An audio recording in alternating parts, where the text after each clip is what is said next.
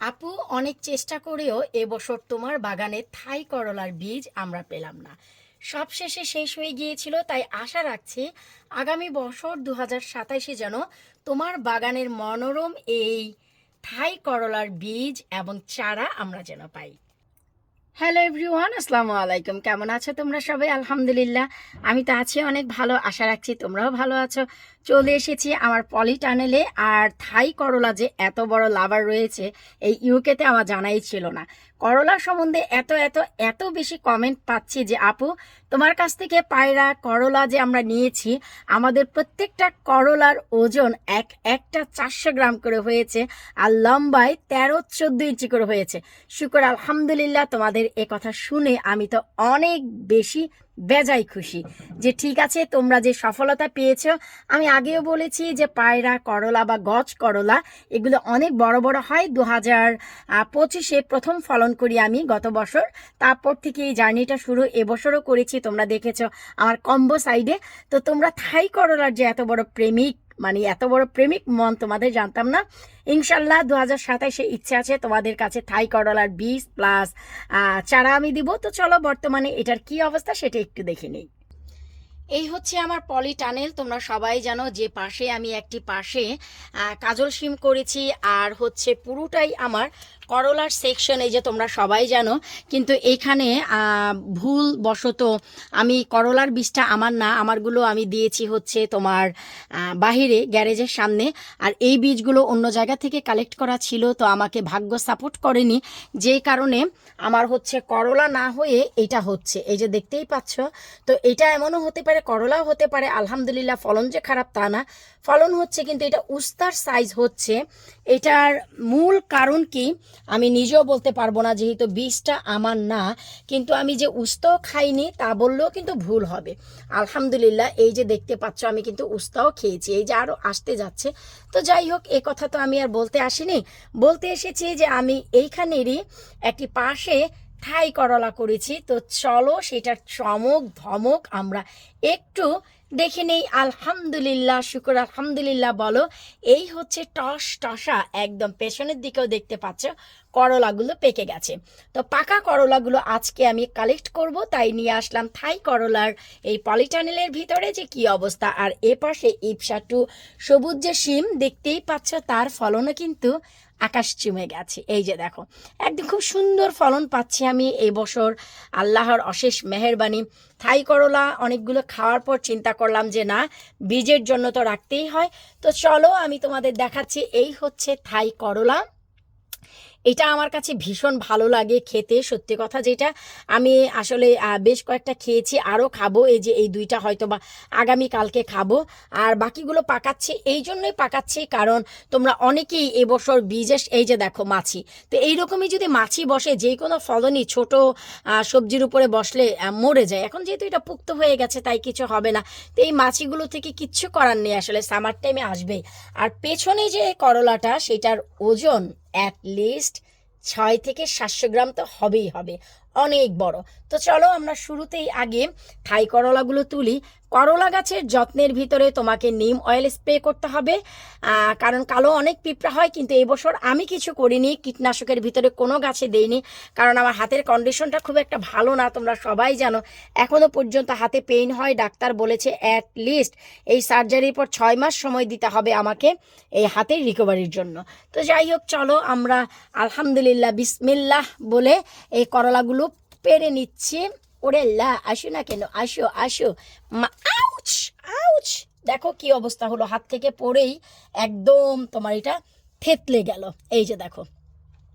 তো যাই হোক, কিছু করার নেই, অ্যাক্সিডেন্ট হতেই পারে, ভিডিওটা এডিট করব না, রেখে দিব যে accident can happen any time. হাত থেকে পড়ে গেছে, ঠিক আছে, বেশি পাকা জিনিসটা।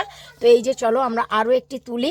আর এইটা তোলার সময় আমি একটু সাবধানতা অবলম্বন করব। এই যে দেখো, মাশাল্লাহ মাশাল্লাহ মাশাল্লাহ না বলে তো কেউ যাবা না। আলহামদুলিল্লাহ, এই যে দেখো করলাগুলো কি চমৎকার। চলো এবার পেছনেরটাও বের করি। মাশাল্লাহ, দেখতেই পাচ্ছ চারটি থাই করলা কত চমৎকার ভাবে পেকে একদম ঢেলঢেলা হয়ে গেছে। এটা যদি না পারতাম আজকে, আর দেখো নিচের দিক থেকে কিন্তু অলরেডি এটা পেকে বের হয়ে আসছে, দেখতেই যাচ্ছ কি অবস্থা। তো চলো এরপর বাকি কাজটা একটু দেখে আসি। চলে যাচ্ছি আমার কম্বো সাইডে, তোমরা দেখতেই পাচ্ছ ঝিঙ্গার অবস্থাটা। আলহামদুলিল্লাহ এটা থেকে আমি হচ্ছে একটাই গাছ বেঁচেছিল অবশেষে। তোমরা সবাই জানো যে মে মাসের 31 তারিখ থেকে নিয়ে জুনের 13 তারিখ পর্যন্ত টানা 14 দিনের বৃষ্টিতে আমার 3টি ঝিঙ্গার গাছ ছিল আর 3টি ধুন্দুলের গাছ। ঝিঙ্গার গাছ একটি বেঁচে আছে আর ধুন্দুলের গাছ 3টাই মরে গিয়েছিল। পরে আমি আরও 3টি ধুন্দুলের গাছ লাগাই। তো বর্তমানে এই হচ্ছে দেখতেই পাচ্ছ অজস্র ধুন্দুলের ছেলে ফুলগুলো বিগিনিংয়ে এসেছে, অনেক ফুল এসেছে, উপর দিক থেকে পাকছে ঝরছে পাকছে ঝরছে। আর এই হচ্ছে আমি বীজ রাখবো এটা হচ্ছে চিচিঙ্গা, আর বাকিগুলো ইনশাল্লাহ খাবো। তো এটা যেহেতু কম্বো সাইড দেখতেই পাচ্ছ, করলার বাহার আরও যে কত নতুন নতুন করলা এসেছে আমি দেখাচ্ছি। এই যে দেখো নিচের দিকে করলা এসেছে, এই যে দেখো একটা আসতে যাচ্ছে, আমি তোমাদের একটু দেখাচ্ছি, এতে করে তোমাদের অনেকটাই ইজি হবে। এই যে দেখো করলা, এরপর আমি আরও দেখাচ্ছি তোমাদের। এই যে দেখো করলা, ওই যে উপরে করলা, এইখানে করলা, ওই যে দেখো কর্নারে তোমার বাড়ির উপরে করলা। শুধু তাই না, আমি একটু দেখাচ্ছি, ওই যে দেখতে পাচ্ছ আমার ক্যামেরার সামনেই দেখো, আমি একটু নিয়ে যাচ্ছি ক্যামেরার সামনেই দেখো, এই যে দেখো চিচিঙ্গা কোথায় হয়েছে। এবার বোঝো ব্যাপারটা, উপরে যা আছে আসলে সেগুলো ম্যানেজ করা আমার পক্ষে পসিবল না। এরপর এই দেখো করলা পায়রা বা গছ করলা, আলহামদুলিল্লাহ এটার অবস্থা দেখো, আমার আরও আগেই তোলা উচিত ছিল, এত ব্যস্ত, নিচ দিয়ে দেখো ফেটে যাচ্ছিল, আমি সুতা দিয়ে বেঁধে রেখে গিয়েছি। তো এখন এটা আসলে হালাল পথে চলে গেছে এটা তোলা। তো এই যে দেখো পায়রা করলা যেটা, সেটাও আমি তুলে নিচ্ছি, এই যে দেখো আলহামদুলিল্লাহ। এরপর হচ্ছে আমি আরও একটি, এখানে যেহেতু দুটো আছে, আমি এই যে দেখো দুটোই আসলে তুলে নিচ্ছি। ওরে আল্লাহ, আসো না এখান থেকে তোলো কেন, আসো না রে বাবা, উঠতে চাও না কেন।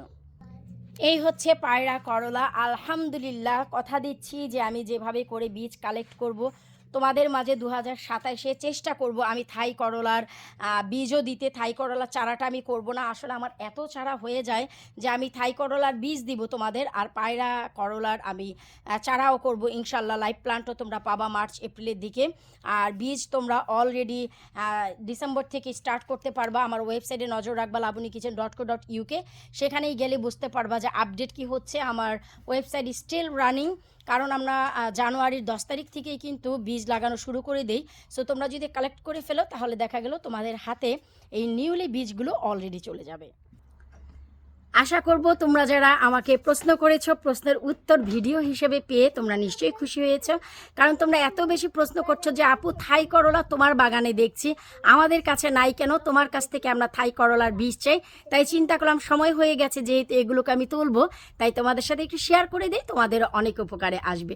তো বিদায় নিচ্ছি আজকের মতন। Keep watching my channel and my website labunikichen.co.uk, সেখানে গেলেই তোমরা প্রতিনিয়ত আপডেট পেয়ে যাবা। বীজগুলো শুকানো মাত্রই আমি হচ্ছে ওয়েবসাইটে অ্যাড করে দিব তোমাদের জন্য। বিদায় নিচ্ছি, আল্লাহ হাফিজ। আরও একটি ভালো কথা, এই পাকা করলা ফেলে দিব না, ভাতের পাত্রে দিয়ে এটাকে স্টিম করে হাতে মেখে ভর্তা করে খাবো, এইটার টেস্ট অনেক মজা হয়।